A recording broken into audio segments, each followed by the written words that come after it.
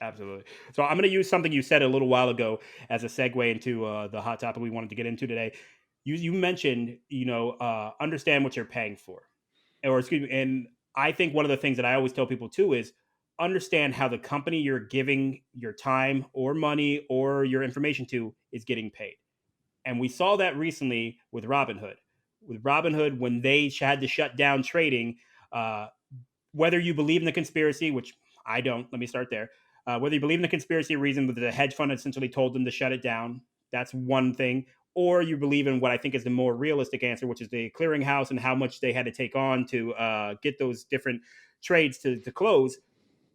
Either way, you have to understand how the company you're doing business with is getting paid. And for Robinhood, because they're not getting paid for per the service of the actual trades and everything like that, they don't keep a lot of money in their coffers to be able to clear all those trades when it go ramps up like that. They can only clear so many, and then they have to at some point go, hey, we don't have the money to cover this. We don't have the money to cover all these trades that are going on, and we're gonna have to restrict trades because we simply can't pay it. We don't have the money going through. So, well, let's start there.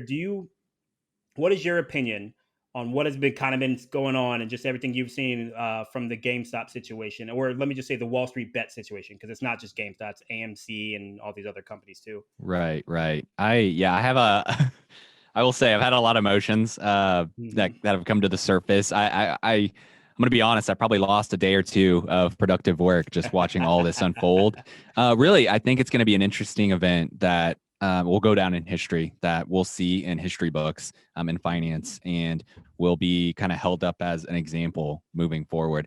To say that this won't happen again, um, I don't know if anyone can say. I could definitely see something like this happening again. So yeah, just everything that's gone on has been really interesting. There's been a lot of themes. I think you said earlier, not a fan of holding individual stocks. That's one of the things that have come to the surface that I agree with you on.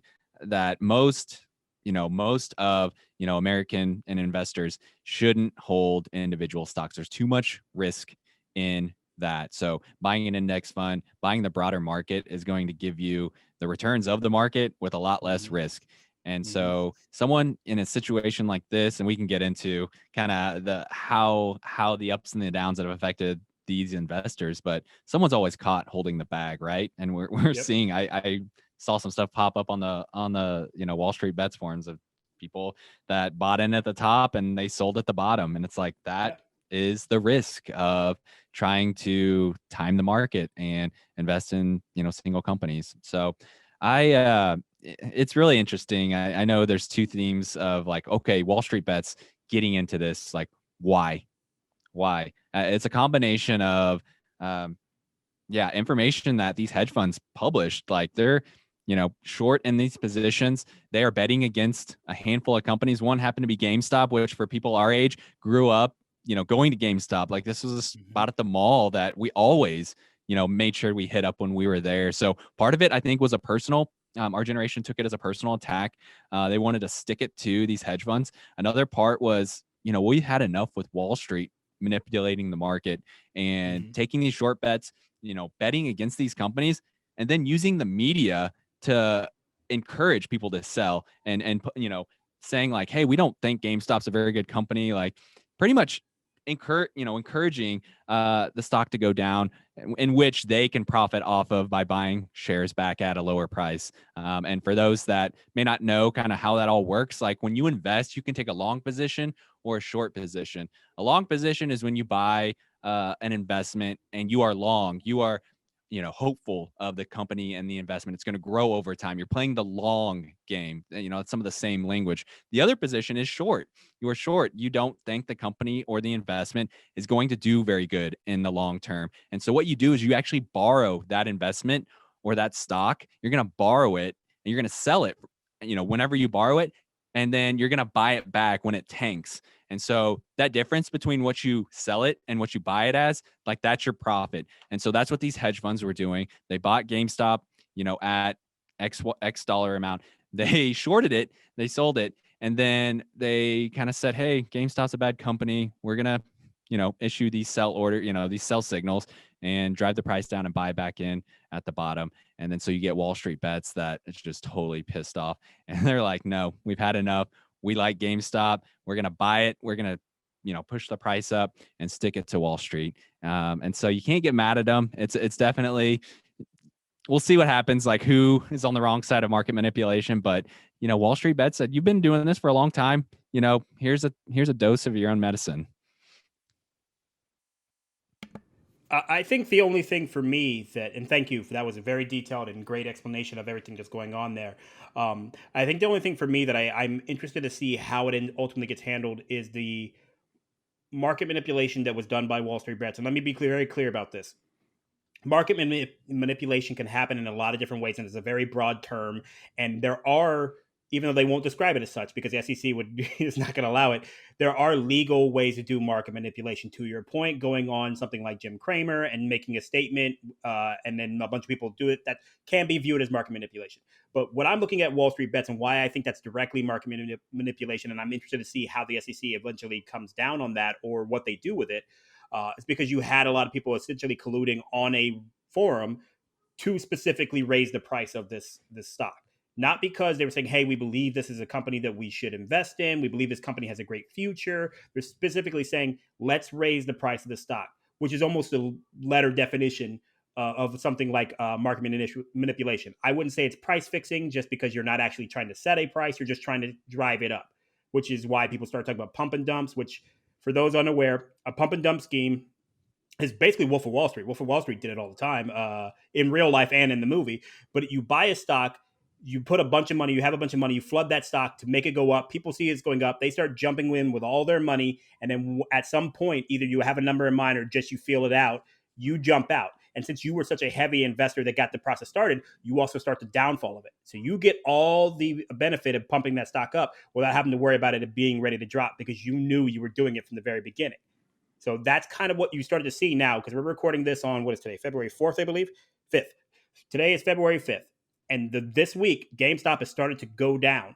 And which is, and again, I'm not saying the people on Wall Street bets did this purposely. I don't think that was their intention at all. As you said, a lot of them had great memories of GameStop. Some of them just wanted to stick it to the hedge fund managers and stuff like that. But at the end of the day, that stock can only maintain a price when people believe it's worth it. It has to have some kind of valuation in the market, or somebody with enough money to swing it can do that. All these different things can happen. But what happened with GameStop is nobody really believed their business model had changed. Nobody really believed suddenly that GameStop was this amazing company. We need to drive this price up. All they all did it to either do a short squeeze, if you view it that way, market manipulation, or just to get back at hedge fund companies, all those type of things. And so it was always going to have to come back down.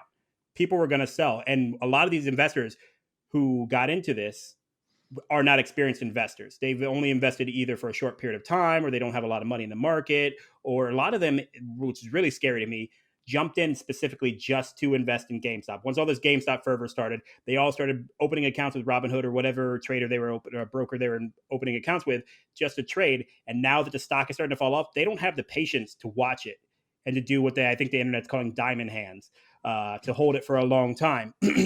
They started to sell. And so they're locking in all those losses. As you said, somebody bought towards the top when it was on all CNBC, when it was on MSNBC, all these different channels and everything like that. And they bought it and they're like, oh, great, we're going to make all this money to the moon. We're going to, rocket ship this all the way up. And then it started to sell out because what they didn't realize is, one, you came too late. When it's on the news channel, it's almost always too late. It's too late once you see it on TV. You have to get in before it's on TV. And then two, some of the people who are driving it up had tons of money.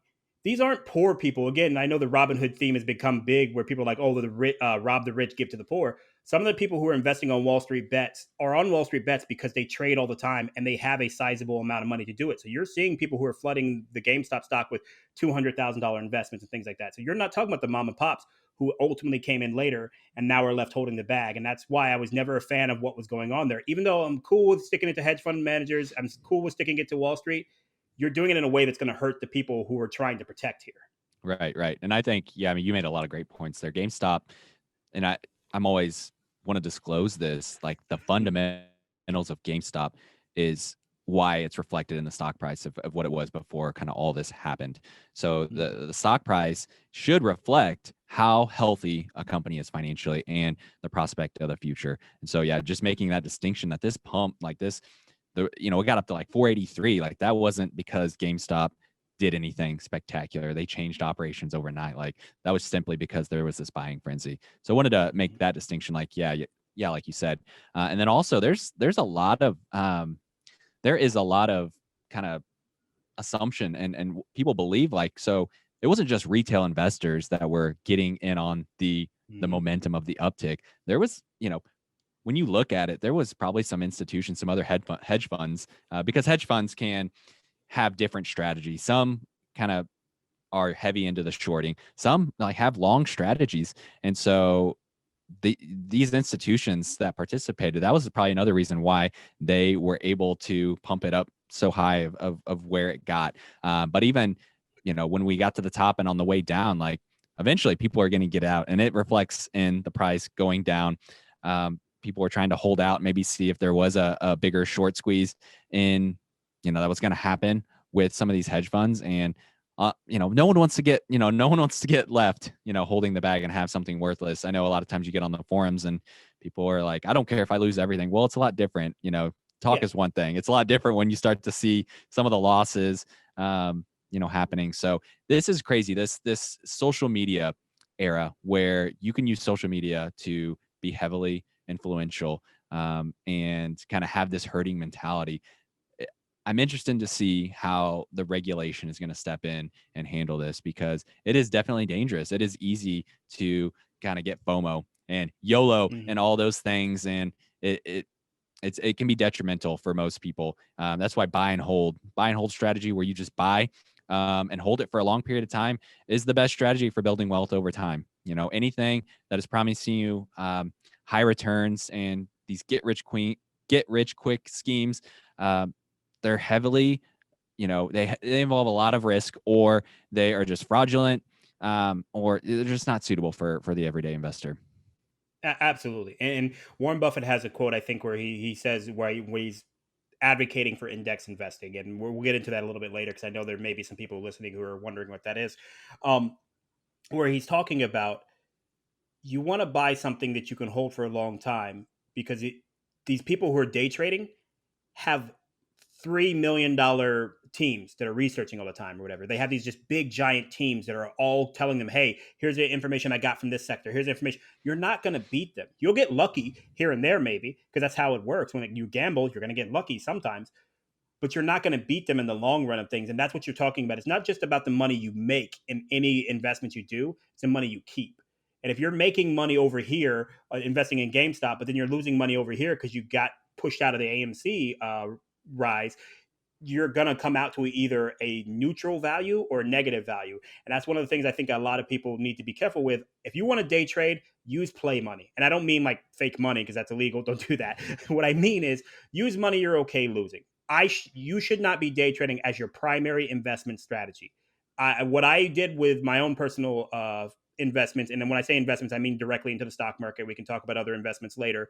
Is I had like about I think 5%, around 5% of my portfolio in stocks I directly picked and just wanted to have some fun and see if I was right. That was it. It was 5%. So I think, and then luckily for me, I was very right, but I didn't want to go, all right, now that I'm writing this, let me dump all the money into it and stuff like that. And I'm talking about 2015, investing in companies like Tesla, Berkshire Hathaway, Facebook, Netflix. But I also, and just what I have to say, because I balance it out, I also invested in Yahoo, which then became Altaba, and then like so that one didn't work out. And Whole Foods, which ended up getting bought by Amazon, which was Hmm. another company I had. So it's all over the place, and that's the whole point. This stuff is complicated. If you want to invest in a company because you believe in it, make it a small part of your investment portfolio, is my opinion, and then just stay there.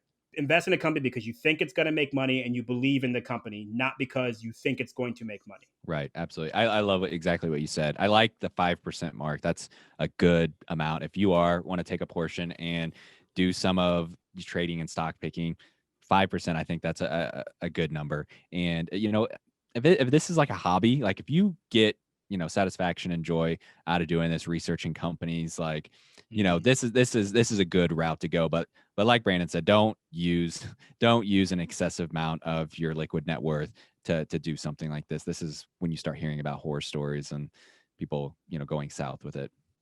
Leave me a comment and let me know what you thought about our interpretation of the GameStop situation.